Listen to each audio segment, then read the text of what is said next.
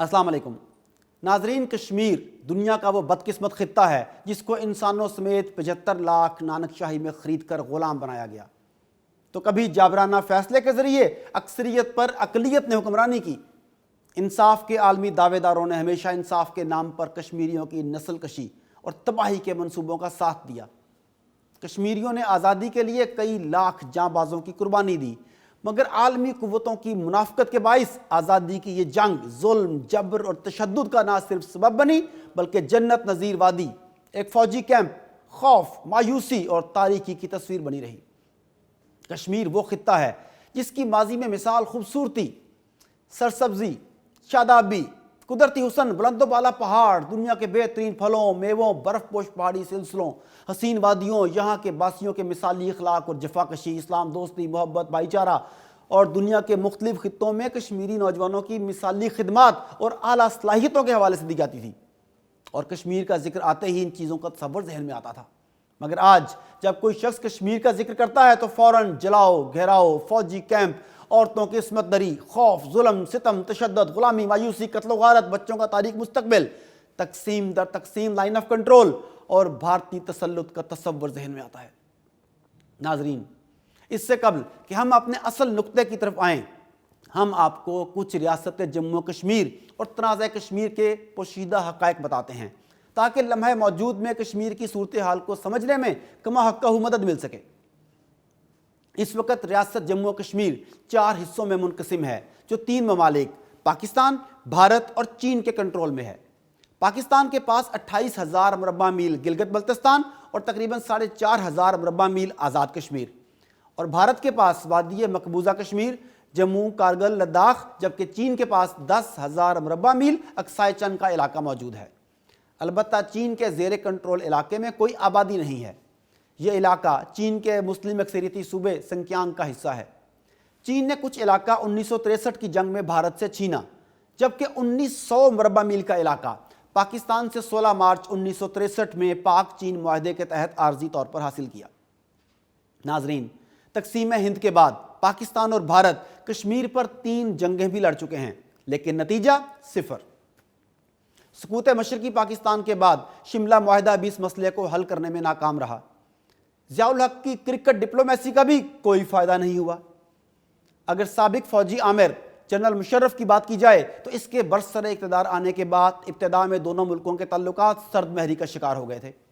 اس وقت کے بھارتی وزیر اعظم اٹل بہاری واجپئی نے اپنی دوسری مدت کے دوران جنرل مشرف کو آگرہ آنے کی دعوت دی، جہاں 2001 میں دونوں رہنماؤں میں کشمیر کے مسئلے کے حل کے سلسلے میں جامع مذاکرات ہوئے۔ اس وقت کے پاکستانی وزیر خارجہ خورشید محمود قصوری نے اپنی کتاب neither a ہاک Noor a do میں انکشاف کیا ہے کہ آگرہ سمجھوتے میں دونوں ملک مسئلہ کشمیر کے حل کے جس قدر قریب پہنچ چکے تھے، اس سے قبل کبھی نہیں پہنچے تھے۔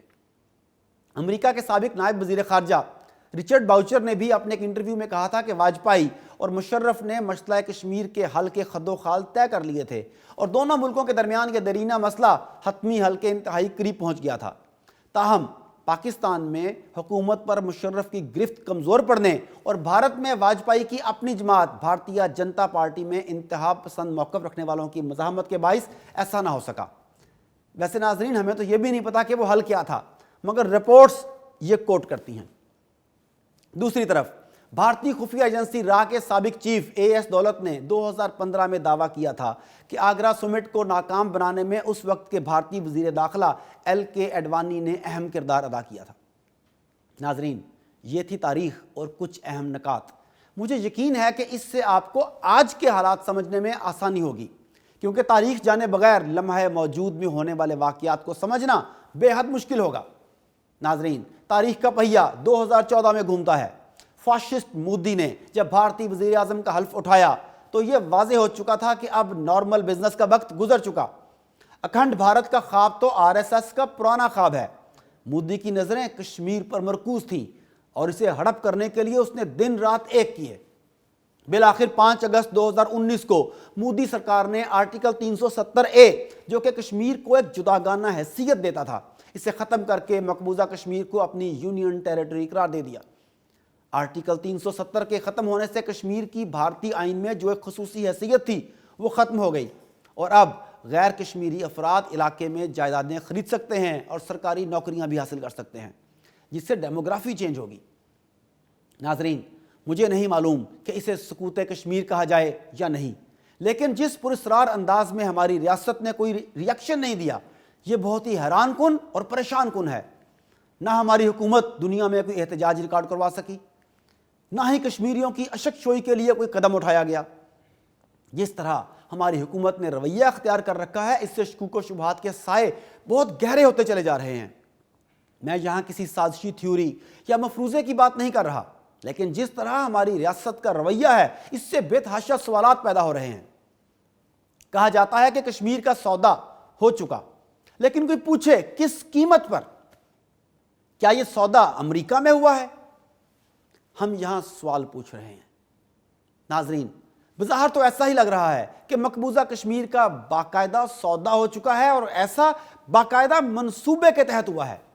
سوال بے شمار، جواب ندارت، پراسرار خاموشی، جیسے سناٹا۔ کوئی کچھ بتانے کو تیار نہیں، نہ کوئی تحریک چل رہی ہے، نہ سڑکوں پر لہو گرم ہو رہا ہے۔ وہ لوگ جو جہاد کشمیر کے دائی تھے اچانک منظر سے غائب ہو چکے، لیکن کیوں؟ ذرا سوچئے، برہان کی شہادت، پیلٹ گنز اور دنیا کی سب سے بڑی جیل، مگر ہماری ریاست خاموش، لب بستہ۔ ہم سوال پوچھ رہے ہیں، ایسا کیوں؟ کیا 5 اگست کو بھی سیاہ دسمبر کی طرح بھلا دیا جائے گا؟ کبھی ہم ٹویٹ کر کے مودی کو فاشسٹ کہتے ہیں، تو کبھی مذاکرات کی بھیک مانگتے ہیں، مگر کشمیری اب بھی اپنے گھروں میں محصور ہیں، اور ہم صرف ٹویٹ کے سہارے ان کی اشک شوئی کر کے جان چھڑانے کی لا حاصل مشق کر رہے ہیں۔ کبھی سنتے ہیں کہ دبئی میں مذاکرات کی میز سجائی جا رہی ہے، کبھی خبر آتی ہے کہ بھارت کے ساتھ تجارت کا دروازہ کھول دیا گیا ہے، کبھی ہم سنتے ہیں کہ بھارت کو افغانستان تک راہداری دی جا رہی ہے، کبھی بتایا جاتا ہے کہ چینی اور کاٹن بھارت سے امپورٹ کرنے کا فیصلہ ہو گیا، مگر اگلے ہی دن یو ٹرن لے کر فیصلہ واپس لیا جاتا ہے۔ جب سوال کیا جاتا ہے تو پراسرار خاموشی ہمارا منہ چڑھاتی ہے۔ ناظرین، 5 اگست 2019 کے واقعے کو کشمیری رہتی دنیا تک نہیں بھول پائیں گے۔ کیا ان کا خون اتنا ارزاں ہو گیا ہے کہ اب ہم محض چند منٹ دھوپ میں کھڑے ہو کر یا کشمیر ہائی وے کو سری نگر ہائی وے کا نام دے کر اپنا احتجاج ریکارڈ کروا رہے ہیں؟ کشمیری ہماری اس حرکت پر ماتم ہی کریں گے اور کیا کریں؟ میرے ملک کے حکمرانوں، کشمیری سوال کرتے ہیں کہ اگر یہی کچھ کرنا تھا تو 3 جنگیں کیوں لڑیں؟ ناظرین، ہمیں اس بات کو ماننا پڑے گا کہ دنیا پر بھارتی اثر و رسوخ موجود ہے، کیونکہ دنیا میں ہندوستان کو 1.25 ارب کی مارکیٹ کا چسکا لگ چکا ہے۔ دوسری جانب پاکستان کو کبھی لابنگ کرنا نہ آئی، اور لگتا نہیں کہ آئندہ بھی کبھی آئے گی، کیونکہ پاکستان کی پالیسیوں میں کبھی تسلسل برقرار نہیں رہا۔ بدقسمتی سے پاکستان کے ہر حکمران کی جانب سے کشمیر پر الگ پالیسی سامنے آئی، اور حکمرانوں کی طرف سے نت نئے حل پیش کیے گئے۔ دوسری طرف ہندوستان کو دیکھیں تو کشمیر کے معاملے پر ان کی پالیسی میں کبھی لچک نہیں آئی۔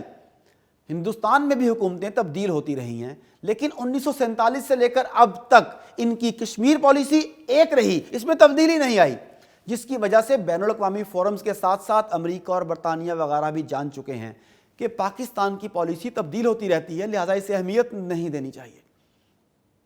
اس کی مثال دیکھنا چاہیں تو شملہ معاہدے سے لے کر مشرف کے 4 نکاتی فارمولے تک پاکستان کی بدلتی کشمیر پالیسی موجود ہے۔ شملہ میں پہلے کشمیر کو 2 ملکی تنازع بنایا گیا، پھر کہا اقوام متحدہ جائیں گے، پھر اعلان لاہور میں شملہ اعلامیہ کی توثیق کی گئی، اس کے بعد مشرف 4 نکاتی فارمولہ لائے، اس کے بعد پھر کہا ہم اقوام متحدہ جائیں گے۔ تو ایسے میں بین الاقوامی برادری کو سب نظر آتا ہے کہ کون کہاں کھڑا ہے۔ حد تو یہ ہے کہ نام نہاد مسلمان حکمران بھی مودی کے سحر میں مبتلا ہیں، انہیں مودی کو میڈل پہنانا بہت عزیز ہے، لاکھوں کشمیریوں کی ان کے نزدیک کوئی وقت نہیں۔ OIC صرف OIC کہلاتی ہے۔